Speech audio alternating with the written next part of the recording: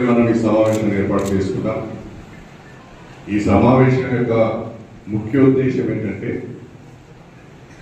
ఈ నెల 16వ తారీఖున అంటే వచ్చే ఆదివారం రోజున మధ్యాహ్నం 12 గంటలకు మన ప్రియతమ ముఖ్యమంత్రి మనందరి అభిమాన నాయకులు శ్రీ రేవంత్ రెడ్డి గారు స్టేషన్ గన్పూర్ నియోజకవర్గానికి వస్తున్న సందర్భంగా స్టేషన్ గన్పూర్ నియోజకవర్గ కేంద్రంలో గత సంవత్సర కాలం నుండి వివిధ అభివృద్ధి పనులకు నిధులిచ్చి టెండర్లు పిలుచుకొని అగ్రిమెంట్ అయిన సందర్భంగా ఆ అభివృద్ధి పనులన్నింటికీ శంకుస్థాపన చేసి ఆ తర్వాత ఒక భారీ బహిరంగ సభ నిర్వహించాలని ఆలోచించడం జరిగింది. ఆ భారీ బహిరంగ సభ బ్రహ్మాండంగా చేయాలనేది నా ఆలోచన.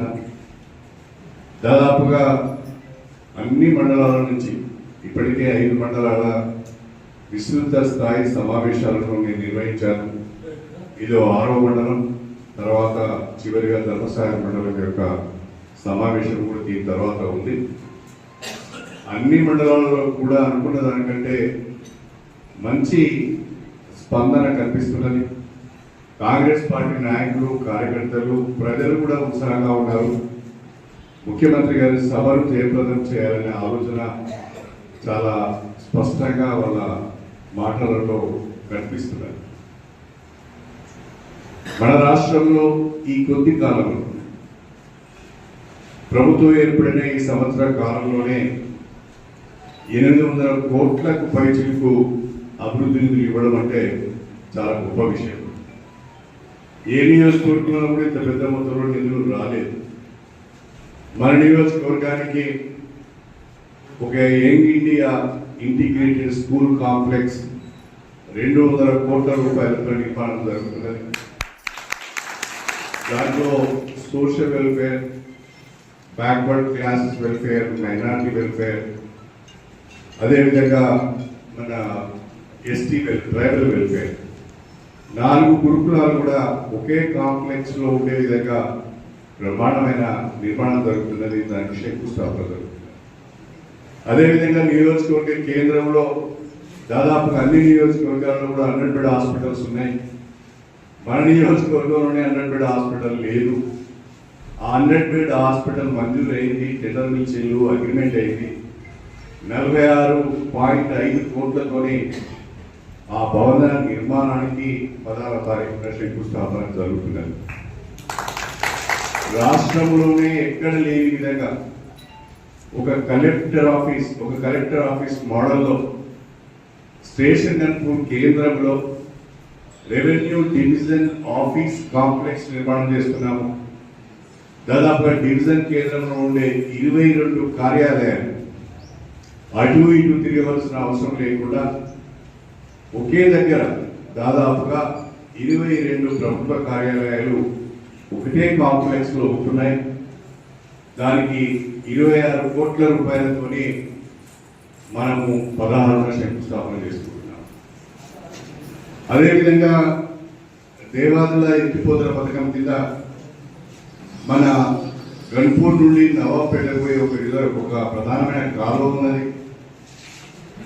ఆ కాలువ లైనింగ్ లేకపోవడం వలన ప్రతి సంవత్సరం ఆ కాలువ కూడికపోవడం, చెట్లు చేమలు పెరగడం, తుప్పలు పెరగడం, చివరి పొలాలకు నీళ్లు పోకపోవడం వల్ల రైతులు ఇబ్బంది పడుతున్నారని ముఖ్యమంత్రి గారి దృష్టికి తీసుకువెళ్తే దానికి వారు 148 కోట్ల రూపాయలు మంజూరు చేశారు.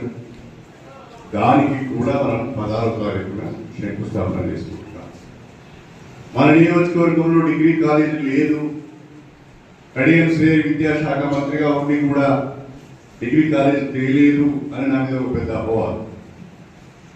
అది కూడా ముఖ్యమంత్రి గారి దృష్టికి తీసుకువెళ్ళి డిగ్రీ కాలేజీలో మనం మంజూరు తెచ్చుకున్నాం.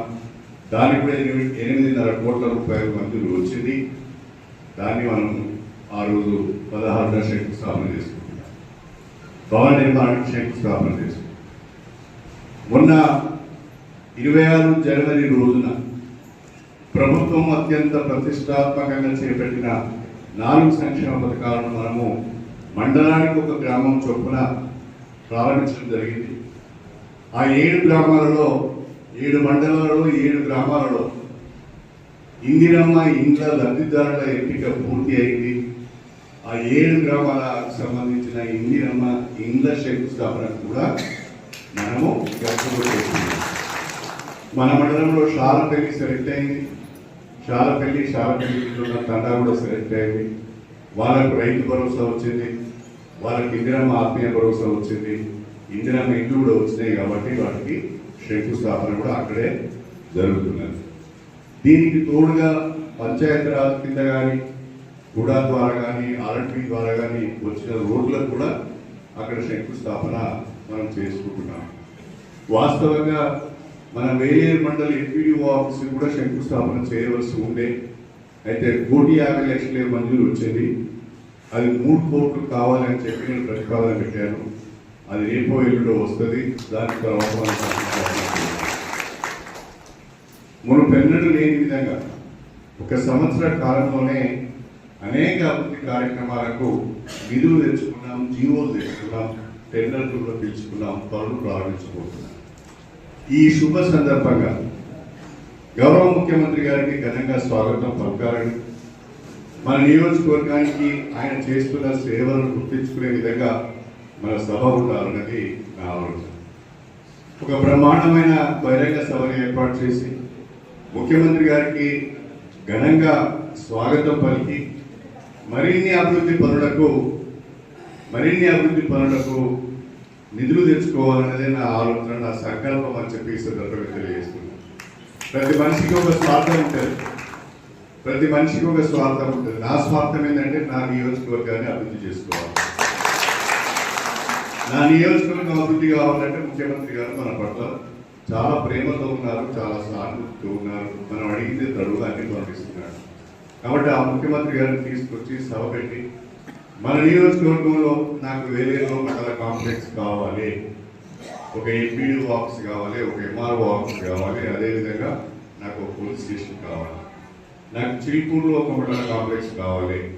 ఈ రకంగా అనేక సమస్యలు ఉన్నాయి. ఈ సమస్యల నుంచి కూడా సభ ద్వారా వారి దృష్టికి తీసుకువచ్చి ఆ నిధులు తెచ్చుకోవాలనే ఒక సంకల్పంతో నేను ప్రయత్నం చేస్తున్నాను. అది నా స్వార్థం, మనందరి స్వార్థం కూడా అదే అని చెప్పి నేను ఈ సందర్భంగా నియోజకవర్గ అభివృద్ధిలో నేను చేస్తున్న ఈ కృషికి మీ అందరి సహకారం కావాలి, మీ అందరి భాగస్వామ్యం కావాలి. పనికిరాని పని లేని ప్రతిపక్షాలు మాట్లాడుతూనే ఉంటాయి. వాళ్ళు చేసింది లేదు, పీకింది లేదు, కానీ చేసిన చేయనియాలి. కానీ మనం అవన్నీ పట్టించుకోవాల్సిన అవసరం లేదు, వాళ్ళ గురించి ఎక్కువ ఆలోచించవలసిన అవసరం లేదు. మన నియోజకవర్గాన్ని అందరం కలిసి ముఖ్యమంత్రి గారు మన పట్ల సానుకూలంగా ఉన్నప్పుడు, సానుభూతితో ఉన్నప్పుడు ఎట్లా ఎక్కువ నిధులు తెచ్చుకోవాలనేది మనం ఆలోచించాలి. ప్రధానంగా నేను మీకు గతంలోనే 1-2 సార్లు చెప్పాను, మాట ఇచ్చాను. మన మల్లన్న గండి ద్వారా లిఫ్ట్ 1, లిఫ్ట్ 2, లిఫ్ట్ 3 3 స్కీములు ఉన్నాయి. అందులో లిఫ్ట్ 2 స్కీమ్ మాత్రము చేసుకున్నారు. వాళ్ళ పంట పొలాలకు నీళ్ళు వచ్చినట్టుగా చూసుకున్నారు. కానీ ఎక్కడైతే మధ్యలగూడెం కానీ, పీసర కానీ, షాలపల్లి కానీ, వేలేరు కానీ, కమర్పేట కానీ ఏవైతే ప్రతి సంవత్సరము నీళ్లు రాక ఇబ్బంది పడుతున్న గ్రామాలు ఉన్నాయో, రైతులు ఉన్నారో, ఆ లిఫ్ట్ మాత్రం చేయలేదు. ఆ లిఫ్ట్ను నేను జూన్ లోపల పూర్తి చేయించి మన వేలేరు మండలంలో ఉన్న ప్రతి ఒక్క చెరువులు, గుట్టను నింపి సాగుని అందించే బాధ్యత నాది అని చెప్పి ఈ సందర్భంగా తెలియజేస్తున్నాను. ఒక ఆయన మాట్లాడుతూ ఉంటాడు, నేను తెచ్చిన స్కీమ్కు ఈయన కొబ్బరికాయ కొడుతున్నాడు ఏంటని. 15,000 కోట్ల రూపాయల దేవాదుల ప్రాజెక్టుకు పునాది వేసింది నేను. 15,000 కోట్ల రూపాయల దేవాదుల ప్రాజెక్టుకు పునాది వేసింది నేను. వాడెవడో ఒక పిల్ల కాలువ 50 కోట్లతో 20 కోట్లతో తవ్వి నేను తెచ్చిన అని చెప్తే అంతకంటే మురుకులు ఇక్కడ దివానగా ఉంటాడా? మీరందరూ ఒకసారి ఆలోచించాలని చెప్పుకుని నేను కోరుకుంటున్నాను. మనము ఇలాంటి వాళ్ళు ఉన్నారు, కావాలని మన పార్టీ పైన, మన ప్రభుత్వం పైన విమర్శలు చేస్తున్నారు. వాటిని మనం సమర్థవంతంగా తిప్పికొట్టవలసిన అవసరం ఉన్నది. వేలేరు మండలంలో కాంగ్రెస్ పార్టీ బలంగా ఉన్నది అని రేపటి మన సమీకరణ ద్వారా మనం నిరూపించుకోవాల్సిన అవసరం ఉన్నది. 1-2 గ్రామాల్లో చిన్న చిన్న సమస్యలు ఉన్నాయి. అవన్నీ కూడా పాత కొత్త మధ్యనే కానీ, పాత వాళ్ళ మధ్య కానీ, కొత్త వాళ్ళ మధ్య కానీ, ఎవరి మధ్యన ఉన్న అన్ని సమస్యలను కూడా మనము మెల్లమెల్లగా సవరించుకుందాం. సంవత్సర కాలం నుంచి నేను ఎక్కువ అభివృద్ధి పనుల పైన దృష్టి పెట్టడం వలన ఎక్కువ సార్లు వేలేరుకు రాలేకపోయాను. ఇక నుంచి మన వేలేరు మండలము, మన ధర్మస్థల మండలంలో ప్రతి ఒక్క కార్యక్రమానికి కూడా నేను వస్తాను. మన సమావేశాలు కూడా చేస్తున్నాను.